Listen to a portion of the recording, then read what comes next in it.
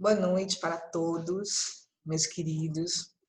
É com bastante alegria que nós estamos aqui para reavivar o nosso compromisso, os nossos propósitos dos estudos do Evangelho, dos caminhos do Cristo, para que esse ensinamento nos fortaleça, nos dê mais vontade, não é, de aprender, de buscar respostas para as nossas dúvidas, para aqueles comportamentos inesperados, para que nesse momento tão inusitado aí da nossa existência nós possamos atravessar essa transição, não é, com bom ânimo, com esperança, com muita fé, não é, sabendo que acima de todas as coisas está o Cristo, está o Criador, que sabe de todas as coisas, dando para nós sempre o remédio que nós estamos precisando. Nós vamos pedir que o Cristo esteja conosco, nos nossos corações, para que nós possamos aproveitar muitos ensinamentos de hoje, para que eles sejam úteis no nosso dia a dia e nos dê mais vontade de estar aqui na próxima semana, né? Bem, nós vamos para a 7ª aula do nosso curso e ela vai trazer para nós os assuntos a ação dos espíritos sobre a matéria e na segunda parte o pensamento como energia mental. No primeiro momento, nós vamos buscar no Livro dos Médiuns, na sua segunda parte, das manifestações espíritas, capítulo 1, da ação dos espíritos sobre a matéria. Essa parte do estudo do Livro dos Médiuns é o que nós vamos começar a ver agora na 7ª aula. Depois nós vamos nos aprofundar com o decorrer do curso, aí nas nossas aulas. E Kardec, ele começa já o capítulo dizendo o seguinte: posta de lado a opinião materialista, porque condenada pela razão e pelos fatos, tudo se resume em saber se a alma depois da morte pode manifestar-se aos vivos, não é? Então ele já afasta todo e qualquer interferência do materialismo a partir de agora nos nossos estudos, não é? Agora o nosso foco é o espírito e a sua integração com tudo que a gente conhece, né? Sua integração, sua atuação, seu sentimento, seu pensamento com tudo que a gente conhece. Por quê? Né? Já está comprovado pela razão e pelos fatos, desde o início das civilizações, o que a gente viu? A gente viu o homem sempre tendo contato com um mundo invisível, com um mundo além de si mesmo, não é? Sempre tivemos o sentimento que existe algo a mais. O ser espiritual, o nosso ser espiritual, ele nos traz essa informação, esse sentimento, essa certeza. Por quê? Porque as leis morais, as leis divinas estão gravadas na nossa consciência e nós não perdemos esse conhecimento. Então, por mais que nós reencarnemos, o ser, a nossa essência sabe que existe um mundo invisível a nos rodear. Sendo assim, o que nós vamos lembrar, então? Não é? Foi na nossa aula, 4ª aula, que nós falamos sobre o perispírito, suas propriedades, não é? Infelizmente, nós não conseguimos chegar até o final da aula, mas teremos oportunidade de retomar esse assunto, porque são assuntos interligados e são temas de estudo constante. Então, vocês lembram do perispírito? O que é o perispírito? Eu, particularmente, gostaria de estar vendo todo mundo falando, né? Todo mundo. É tão gostoso, né? Dá uma emoção muito boa, é muito boa. Estar juntos, nós estarmos juntos, para mim, é um reencontro que, nossa, de um valor, assim, monumental. Então, como todos já falaram, já se lembraram do que é o perispírito, vamos lá. O perispírito, ele é o intermediário entre o espírito e o corpo físico. Ele que manda, não é? Ele que transfere, ele que passa para o corpo físico o pensamento, os sentimentos, as reações, sensações que o espírito tem, não é? E ele dá a forma também, não é? Porque o espírito é uma centelha, o perispírito reveste a centelha, né? É um corpo espiritual, o corpo fluídico, e ele traz aí, ele também, o corpo físico, ele tem a sua aparência também. Kardec fala para gente, quando a alma está unida ao corpo durante a vida, tem um envoltório duplo, um pesado, né? Grosseiro e destrutível, que é o corpo físico, o outro fluídico, leve e indestrutível, chamado perispírito. O perispírito é o laço que une a alma ao corpo, é por seu intermédio que a alma faz aí o quê? A transmissão, como nós já falamos, do pensamento, de sentimentos, sensações. Não é para o corpo físico que reproduz, que materializa, não é, os sentimentos, os sentimentos que envolvem o espírito, que envolve a todos nós, né? Porque se nós perguntarmos aqui, alguém está vendo algum espírito? Nós podemos falar que não é? E quem tem evidência vai dizer que sim, que vê, que está vendo. Mas o que nós somos? Nós somos espíritos. Então, de toda forma, nós estamos vendo espíritos o tempo todo, porque estamos a nos olhar e somos espíritos encarnados, não é? Todos são espíritos, só que cada um dentro de um estágio, não é? Cada um dentro de um certo segmento da vida. O espírito encarnado é a alma do corpo. Isso nós já estudamos, já compreendemos. Quando o deixa pela morte, não sai desprovido de qualquer envoltório. Todos eles nos dizem que conservam a forma humana e, com efeito, quando nos aparecem, é sob essa forma que os reconhecemos. Então, ao desencarnar, nós conservamos a aparência do corpo físico para sermos reconhecidos, não é? Eventualmente, se formos vistos aí em algum momento por alguma necessidade do espírito. E também a sua roupa, não é? Ele sai do corpo físico com a roupinha que é o perispírito. É justamente por meio de seu perispírito, manipulando os fluidos com o pensamento, que os espíritos desencarnados podem atuar em nosso meio físico, influindo em nossas vidas. Então, é por meio do perispírito que o desencarnado atua no meio físico, influindo nas nossas vidas, e aí nós vamos transformando o nosso redor, não é? Eles influem em nós, e nós influímos no meio que estamos. Nós vamos modificando o meio que nós vivemos, não é? Atitudes geram consequências. E Allan Kardec, estudando, conversando, se aprofundando nas relações espirituais do mundo físico com o mundo espiritual, ele pergunta na questão 459, influem os espíritos em nossos pensamentos e em nossos atos? Então vejam bem, meus queridos, essa pergunta ela tem duas partes, pensamento e em nossos atos.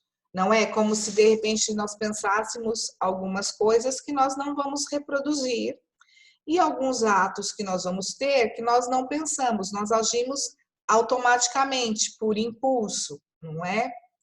Então, o que os espíritos respondem? Muito mais do que imaginais, influi a tal ponto que de ordinário são eles que vos dirigem. E o que essa palavra ordinário ela tem para nós?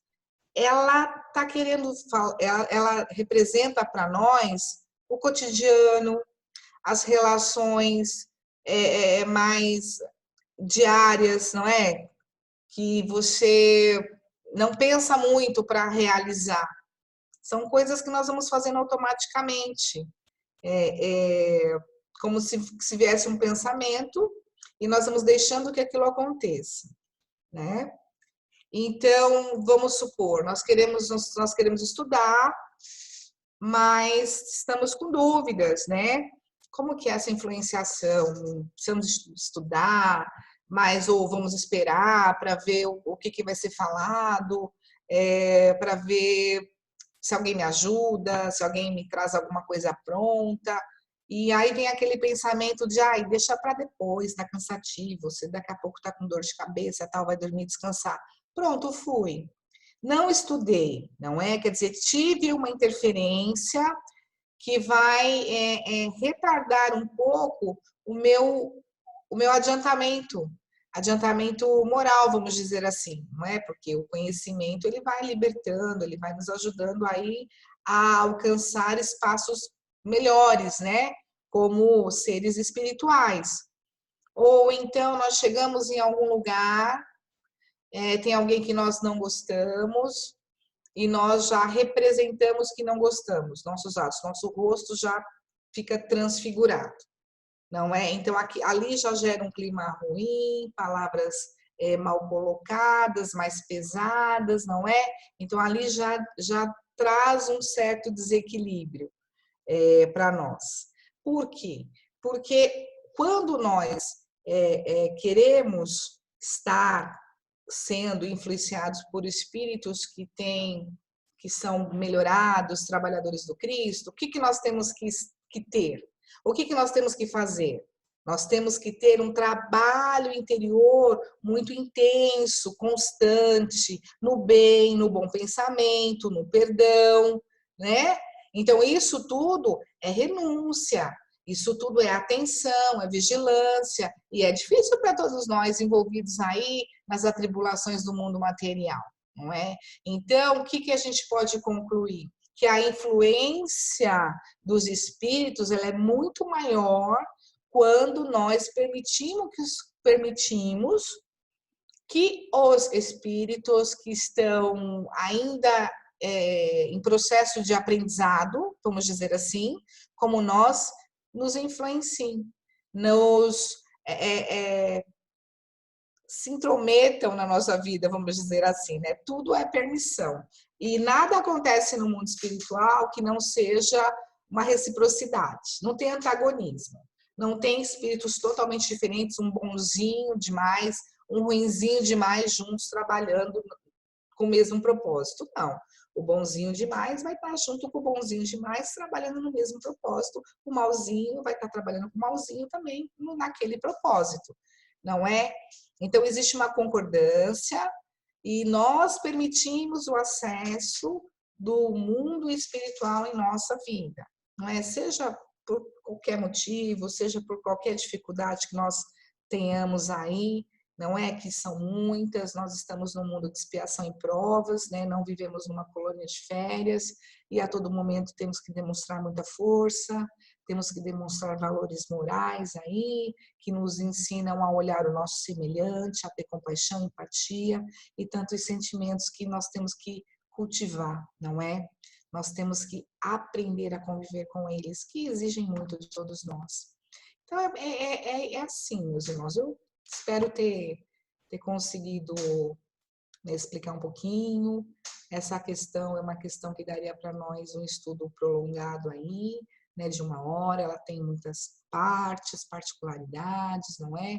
Não dá para falar dos irmãos, dos espíritos protetores, vamos dizer assim, porque também a gente teria que entrar na questão do livre-arbítrio e não é assunto da nossa aula.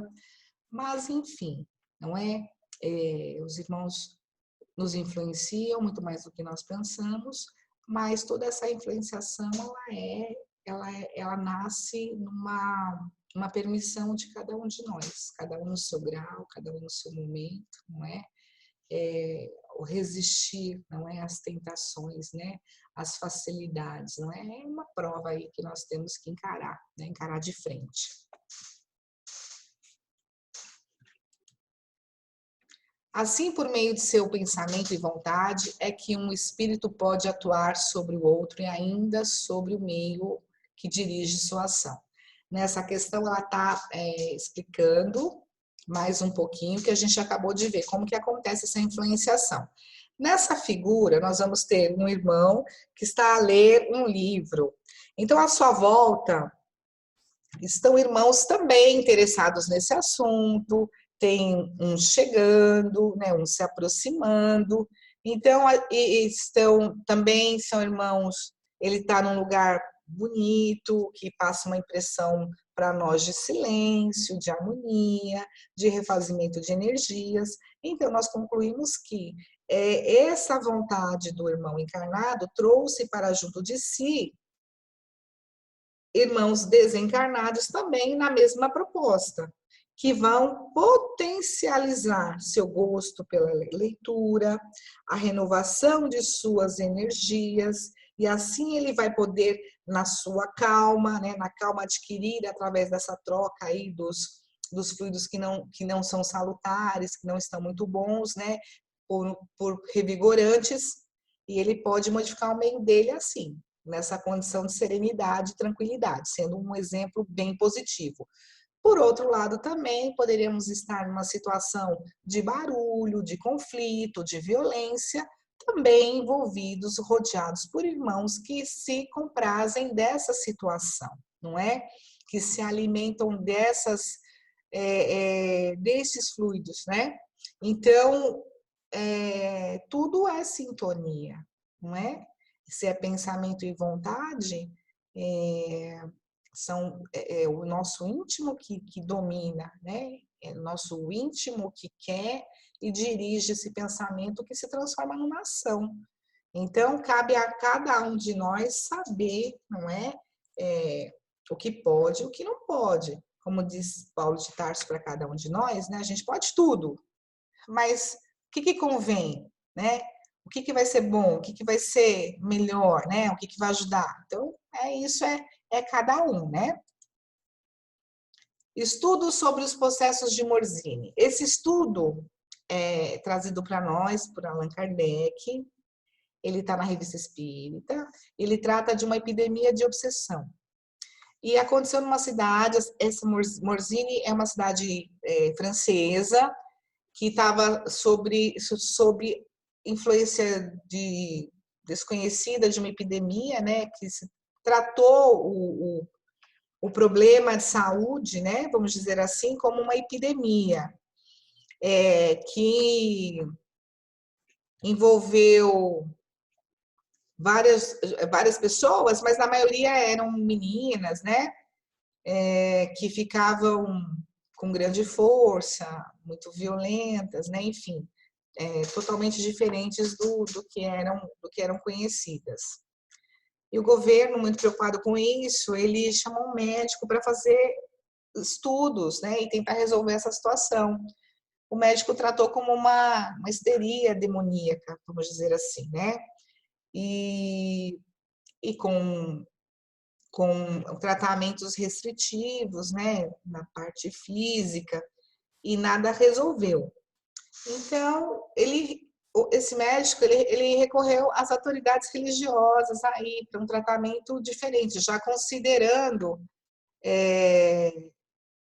uma força superior, né, que vem a ser corroborada pelo nome que ele deu ao que estava acontecendo, esterodemonio-mania, não é? Atribuindo aí uma ação dos demônios a tudo. Mas também as autoridades religiosas, elas não tiveram sucesso, não é? Não tiveram sucesso para libertar, para melhorar as pessoas daquela influenciação. Mas, à época, a doutrina espírita já se apresentava ao mundo principalmente através de suas duas primeiras obras, né? Que são as básicas. O Livro dos Espíritos e o Livro dos Médiuns, que é o seu complemento, suficientes para a elucidação da estranha epidemia que atingiu os moradores do modesto vilarejo. Entretanto, o interessante fenômeno coletivo, então o que a gente pode considerar também? Que a gente pode ter no mesmo lugar, numa mesma região, um fenômeno, é um fenômeno coletivo, né? Várias pessoas podem ser influenciadas ao mesmo tempo. Que, na verdade, é o que acontece, não é? Se nós estamos sendo influenciados o tempo todo, como foi dito na questão 459, então é muito mais que uma região. Porém, de acordo com a nossa sintonia, cada um é influenciado de uma determinada maneira, não é? Então, mas aqui existe a coletividade, a particularidade é que a tendência da influenciação ela é a mesma, não é? Ela não tem muita diferença. Ela pode estar acentuada no grau de violência, né? Da violência física, violência verbal, da força física aumentada, mas ela é no mesmo caminho, né? Entretanto, vamos voltar. Entretanto, o interessante fenômeno coletivo fez com que Kardec solicitasse orientação específica ao Espírito São Luís, que assim se expressou. Os processos de Morzine estão realmente sob a influência dos maus espíritos, atraídos para aquela região por causa que conhecereis um dia. Ou melhor, se todos os homens fossem bons, os maus espíritos deles se afastariam, porque não poderiam os induzir ao mal. Então, já respondendo, dando aí o remédio para toda a situação, não é? Porque a bondade é o meio que nós temos de estarmos mais livres, não é? Isentos dessa influenciação pesada, não é? Se formos bons, o que nós teremos, meus irmãos? Uma influenciação boa da mesma forma. Como funciona essa ação na mediunidade, né? Essa influenciação? Um espírito quer agir sobre o indivíduo, aproxima-se dele e o envolve. Envolve seu perispírito como um manto, ou seja, ele o abraça totalmente. Os fluidos se interpenetram, os dois pensamentos e as duas vontades se confundem. E o espírito pode então se servir daquele corpo como do seu próprio, fazê-lo agir segundo a sua vontade, falar, escrever, desenhar, etc. Tais são os médiuns, não é? Mas o que nós temos que ter nessa característica? Finalidade e evangelização. Para quê? Para que esse envolvimento seja o que a gente falou lá atrás, benéfico, não é? Seja para o bem, porque o bem é o motivo de termos essa ferramenta adicional, né, para a nossa caminhada. É como estarmos aí olhando para uma montanha e temos os instrumentos para fazer essa escalada, não é? Para subir essa montanha. A mediunidade é uma dessas ferramentas para que a gente ultrapasse aí essa montanha. Foi apenas com a revelação das características do perispírito que pudemos compreender uma série de fenômenos antes insondáveis. Por meio desse estudo, concluímos que os seres desencarnados são similares a nós, formando um verdadeiro mundo que se sobrepõe ao nosso. O espírito pode fazer-se reconhecer com a mesma aparência em sua última encarnação. Nós conhecemos o caso de Emmanuel, que apresentou-se para Chico Xavier como o senador romano que ele foi, né, em uma de suas encarnações, por ser ela o momento em sua vida que ele esteve frente a frente com o Cristo, não é? Sendo assim muito importante. Aparições tangíveis, por ser o perispírito formado de matéria fluídica que pode ser detectada no mundo material, né? Tangível ou que pode ser tocado. Diz André Luiz em Evolução em Dois Mundos, cabe-nos assinalar desse modo que toda energia, originariamente, é força divina, de que nos apropriamos para interpor os nossos propósitos da criação. Então, nós pegamos a energia, a que nós temos à volta e a que está em nós, e criamos também a partir dos nossos propósitos. É bem verdade que os nossos propósitos não são perfeitos e nem são aí os magnânimos, mas muitas vezes o ser humano cria coisas muito boas e muito belas, não é? E aí, trazendo dentro de si a força da criação do amor do Cristo, do amor de Deus em todos nós.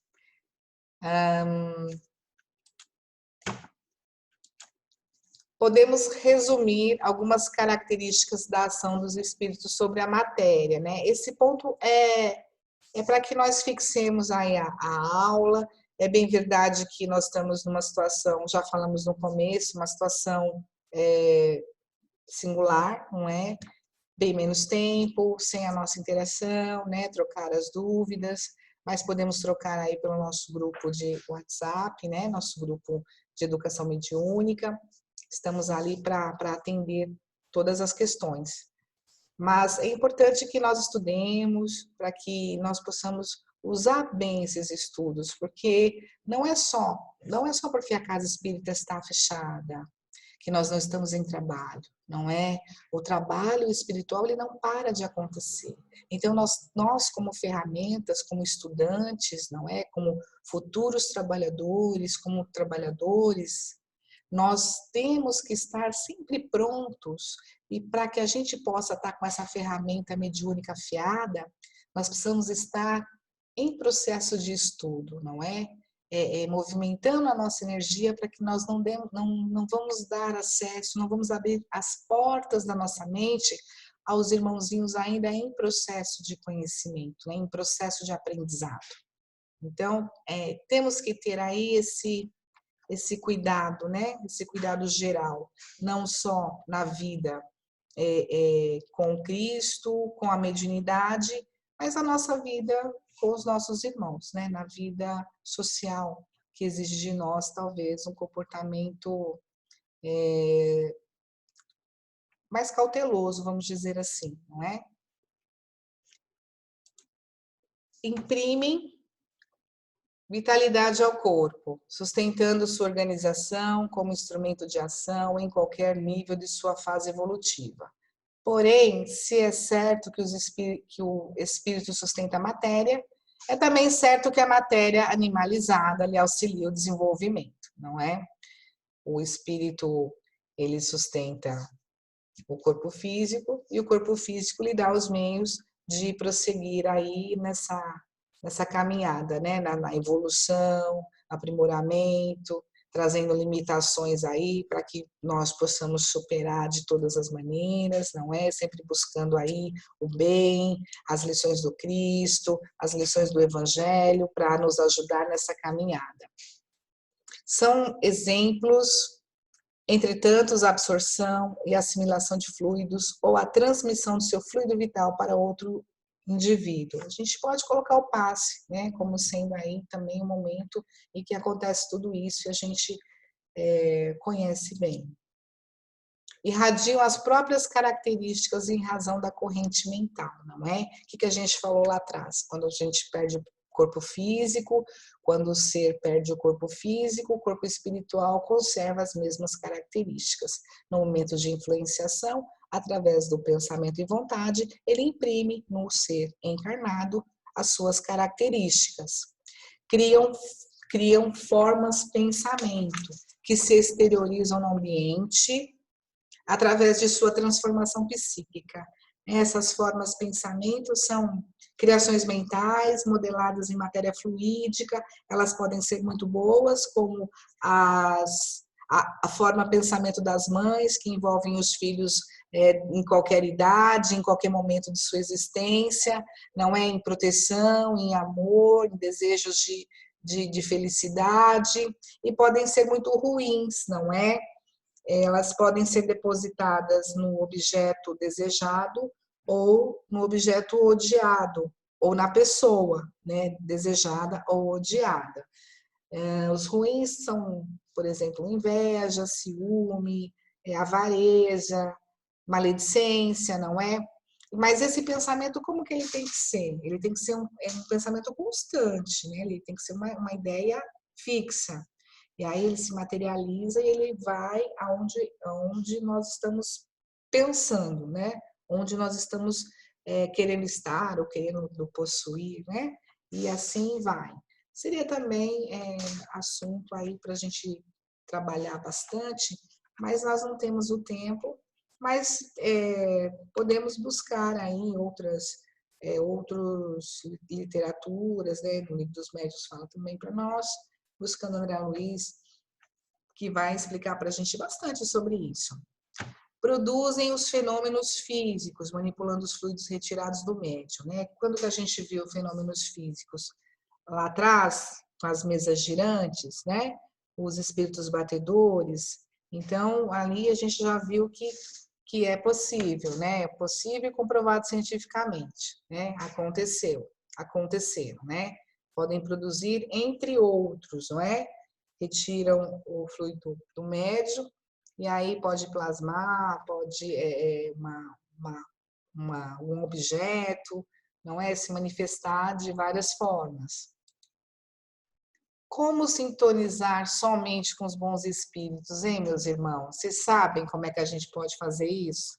Vocês acham que é fácil? Vocês acham que dá? Que pode ser hoje, pode ser agora? Seria bom, né? Seria ótimo, né? Mas os espíritos, eles trazem para nós aí uma dica boa, né? E eles falam para nós das qualidades, né, que atraem os bons espíritos, que são a bondade, a benevolência, a simplicidade de coração, o amor ao próximo, o desprendimento das coisas materiais, né? Então nós temos que tomar muito cuidado e ter muita atenção ao valor que nós estamos dando às coisas materiais, porque talvez o desprendimento das coisas materiais seja o nosso maior empecilho, não é, para que as nossas qualidades possam aflorar, aparecer, possam se desenvolver, não é como nós queremos. E por outro lado, o que nos afasta dos bons espíritos, não é? São defeitos, não? São defeitos, né? Não defeitos de fábrica, mas são defeitos. O orgulho, o egoísmo, a inveja, o ciúme, o ódio, a cupidez, a sensualidade, não é? E todas as paixões pelas quais o homem se apega à matéria, tá vendo? Então, uma questão ela já complementa a outra, não é? Já tendo a matéria, o apego à matéria, não é? O valor da matéria também sendo um empecilho muito grande, porque isso nos deixa sem olhos de ver e sem ouvidos de ouvir. A parte B, pensamento como energia mental. A base de toda modificação interior está na mente da criatura, diz Emmanuel. A mente se assemelha a um diamante bruto que necessita ser burilado. O diamante bruto, ele é valioso, mas ele não é bonito, ele não ilumina, ele não chama atenção, ele é o diamante. Mas ele não tem aquelas características que nos atraem para ele, não é? Então, esse processo de embelezamento, de leveza, é com o tempo. São esses pensamentos que estão na nossa mente embrutecidos, que nós vamos aí lapidando para que eles sejam pensamentos luminosos, de paz, tranquilidade, de amor, não é? De fraternidade, de consolo. Tudo isso aí é trabalho, né? Burilamento, é uma parte que está saltando, que está vindo ali, parece um espinho. Vamos tirar esse espinho? Tá, vamos tirar. Só que para tirar vai doer. Não tem problema. Vamos tirar, né? Força de vontade.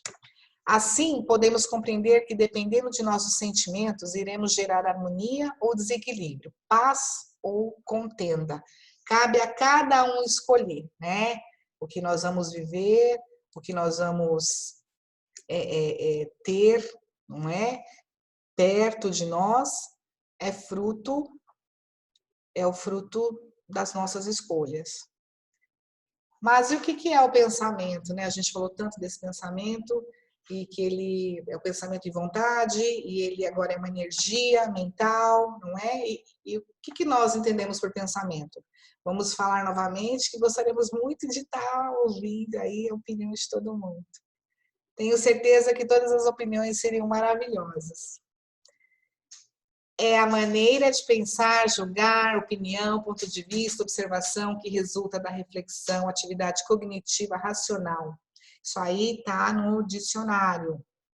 O pensamento é atributo característico do ser espiritual. O pensamento é atributo do espírito. É ele que distingue o espírito da matéria. Sem ele, o espírito não seria espírito. Esse é um estudo também da Revista Espírita. Geradores de pensamentos que se concretizam em formas. Estamos sempre unidos à obra divina que cria sem cessar. Nós, geradores de pensamentos ligados à obra divina, que cria sem cessar, nós também criamos, não é? Nós também criamos. Nós, em um tempo atrás, muito tempo atrás, recebemos uma psicografia que começou assim: pensamento é tudo, pensamento é tudo. Tudo que foi, tudo que está criado, tudo que existe já foi o pensamento de alguém. Todo mau pensamento é, portanto, resultado da imperfeição da alma. Mas, de acordo com o desejo que tiver de se purificar, até mesmo esse mau pensamento se torna para ela um motivo de progresso, porque o repele com energia. É o sinal de uma mancha que ela se esforça por apagar. Assim, não cederá à tentação de satisfazer um mau desejo e, após haver resistido, sentir-se-á mais forte e contente com a sua vitória. Bem-aventurados os puros de coração. Só um coração puro tem a força de lutar, de resistir ao mal, de querer vencer e, mais ainda, não se amedrontar se não conseguir, tentar novamente com o mesmo empenho. Importância do pensamento do médium, meus irmãos. Essa é a lição de casa para todos nós, né? O que o Cristo trouxe? Orar e vigiar, não é? Nós temos que ter uma coerência no que nós pensamos, no que nós estamos fazendo e com os nossos propósitos, não é? A oração, as boas ações. O vigiar é ter sempre aquele sentido de alerta, não é? Porque já sabemos o que é bom e o que é ruim, o que podemos e o que não podemos, o que convém e o que não convém. Então, nós podemos sim traçar metas, objetivos melhores, né? Que vão nos levar aí ao encontro do Cristo, que é o que nós desejamos. Muita paz a todos. Que possamos estar juntos sempre, seja fisicamente, seja em pensamento, não é? Se pensamento é tudo, o nosso pensamento está unido. Que possamos ser luz, que possamos ser alegria, levar um pouco de alento, um pouco de tranquilidade, não é? Por todos os lugares que nós estivermos, principalmente nas nossas casas, nos nossos lares. Então, muita paz a todos e até a próxima aula. Que Jesus Cristo esteja aí, ó, abraçando, envolvendo cada um. Um beijo bem grande para todos. Tchau, tchau, meus queridos.